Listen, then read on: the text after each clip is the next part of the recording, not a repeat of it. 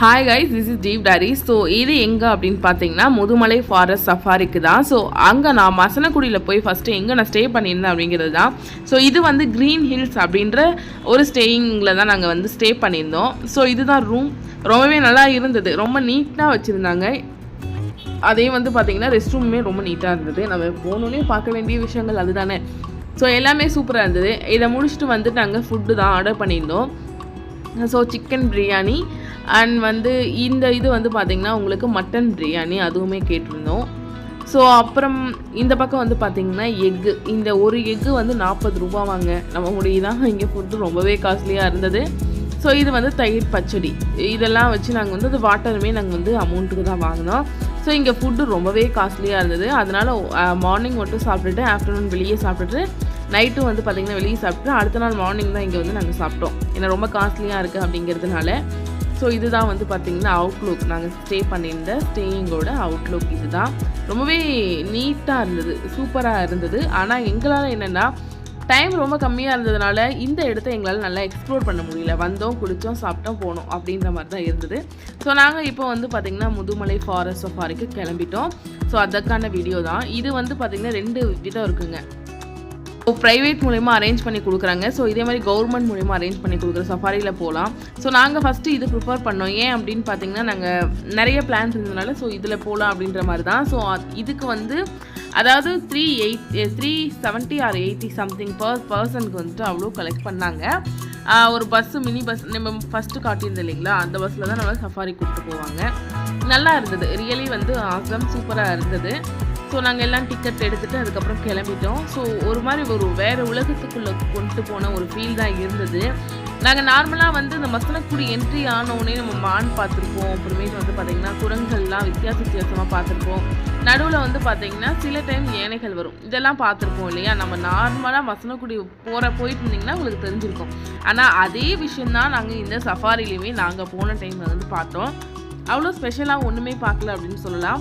But place ரொம்ப சூப்பராக இருந்தது. ஸோ மங்கீஸ் நீங்கள் பார்க்கலாம். ஸோ இந்த மாதிரி மங்கீஸ் நிறையவே பார்த்தோம். அதே மாதிரி இந்த இதில் வந்து நாங்கள் புலி பார்த்தோங்க. ஸோ அதுவும் தூரத்தில் இருந்தது, தெரியவே இல்லை. ரொம்ப நேரம் உத்து பார்த்தா தான் அங்கே இருக்கிறதே தெரியும். ஸோ அந்த வீடியோ நான் இதில் போட்டிருப்பேன், நீங்கள் பாருங்கள், நான் வந்தால் சொல்கிறேன். ஸோ நார்மலாக தான் இருந்தது. எனக்கு வந்து ரொம்ப எக்ஸைட்மெண்ட்டாக ஏதாவது கரடி பார்க்க போகிறோம், இல்லை புலி இப்போ நல்லா டைரெக்டாக பார்க்க போகிறோம், இந்த மாதிரி நிறைய எக்ஸ்பெக்டேஷன் வச்சு போனேன். பட் எனக்கு ஏமாற்றம் தான், வெறும் காடை மட்டும் தான் பார்த்த மாதிரி இருந்தது. அதே மாதிரி நம்ம வெளியே ட்ராவலில் பார்க்குற விஷயம் தான் இங்கேயும் பார்த்த மாதிரி இருக்குது. ஸோ நான் சொல்லியிருந்தேன் இல்லைங்களா புலி அப்படின்னு சொல்லிட்டு, இங்கே உங்களுக்கு தெரியுதா என்னன்னு தெரியல.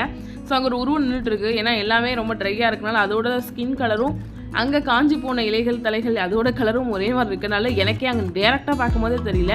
இருந்தாலும் ஸோ காட்டணும் அப்படிங்கிறதுக்கு ஃபோனில் நான் கேப்சர் பண்ணேன். ஸோ உங்களுக்கு தெரியுதா, மூமெண்ட் தெரியுதா, வால் ஆடிட்டு இருக்கா, பார்த்தீங்களா எவ்வளோ ஜூம் பண்ணி எடுத்துருக்கேன். இந்த ஒரு விஷயம் மட்டும்தான் நாங்கள் ஸ்பெஷலாக பார்த்தது அப்படிங்கிறதுலாம். ஸோ நாங்கள் பார்த்தோம், ரொம்ப நல்லா இருந்தது.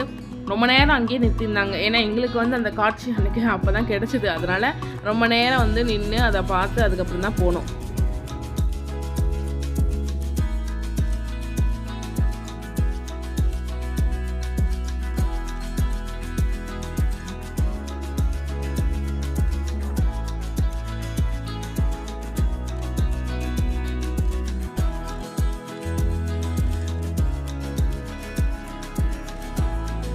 ஸோ இந்த புலிக்கு அப்புறம் எங்களுக்கு கிடைச்ச தரிசனம் தான் வந்து பார்த்திங்கன்னா மயில். இந்த மயில் பார்க்க ரொம்பவே டிஃப்ரெண்ட்டாக இருந்தது. நம்ம நார்மலாக நம்ம ஊர் பக்கம் பார்க்குற மயிலோட கலருக்கும் இந்த கலருக்கும் ரொம்பவே வித்தியாசம் இருக்குது. ஸோ இது பார்த்ததுக்கப்புறம் அங்கே பார்த்திங்கன்னா குரங்குகள் தண்ணி குடிச்சிருந்தது. அந்த காட்சியை பார்க்க ரொம்பவே அழகாக இருந்தது. சில குரங்குகள் சண்டையெல்லாம் போட்டுட்டு இருந்தது. ஸோ சூப்பராக இருந்தது. சார் அதை கேப்சர் பண்ணலாமே அப்படின்னு சொல்லிட்டு தான் நம்ம கேப்சர் பண்ணிட்டு இருந்தோம். ஸோ இங்கே பாருங்கள் எவ்வளோ அழகாக வந்து தண்ணி குடிச்சிட்டு இருக்குல்ல. ஸோ எனக்கு ரொம்ப இந்த சஃபாரியில் பிடிச்ச விஷயத்தில் இதுவும் ஒன்று. நம்ம நார்மலாக வெளியே பார்க்குறது தான், பட் சஃபாரியில் கூப்பிட்டு போன விஷயத்தில் கொஞ்சம் சாட்டிஸ்ஃபேக்ஷனாக இருந்தது இந்த காட்சியை பார்த்தது எனக்கு.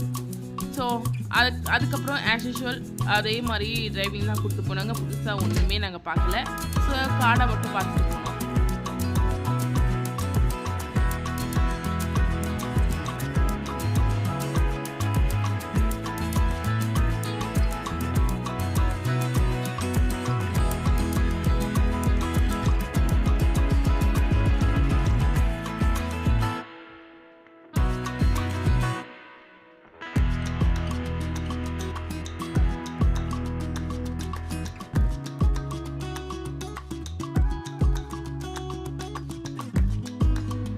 அதுக்கப்புறம் நாங்கள் சஃபாரியில் பார்த்த அடுத்த ஒரு விஷயம் வந்து இந்த காட்டு பன்னி ரொம்ப தூங்கிட்டு இருந்தது.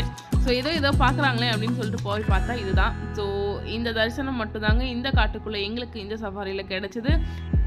ஸோ நெக்ஸ்ட்டும் நாங்கள் அடுத்தடுத்து எக்ஸ்ப்ளோர் பண்ண வீடியோலாம் போஸ்ட் பண்ணுறேன். ஸோ பாருங்கள். This is due diaries. பிடிச்சிருந்தா லைக் அண்ட் கமெண்ட் பண்ணுங்கள்.